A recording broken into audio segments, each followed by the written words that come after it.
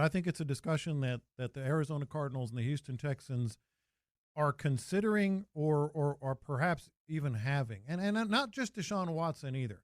I can't believe that I didn't see this and we didn't talk about this more, because when you see that JJ went to Arizona after the fact, you see how it starts to make sense.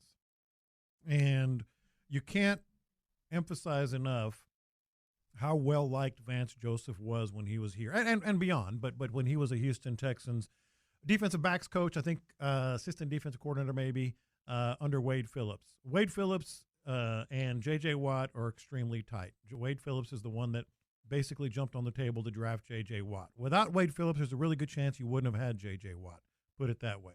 Vance Joseph is Wade Phillips' guy. Helped him, get the job in Denver. Obviously now he's the defensive coordinator for the Arizona Cardinals. And when you look at it now, I'm like, oh, that makes a heck of a lot of sense. Vance Joseph has a great relationship with DeAndre Hopkins, obviously J.J. Watt, and a lot of guys still here.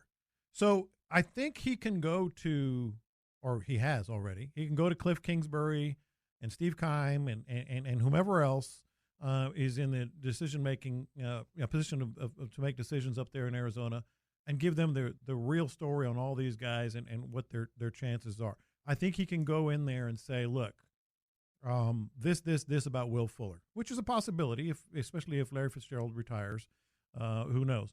But I think he can really go in there with JJ and Hopkins and tell you everything you need to know about Deshaun Watson and why, if we are truly in win now mode, yes, Kyler Murray is awesome. He's not good. He's on the brink of being great. But is he Deshaun Watson?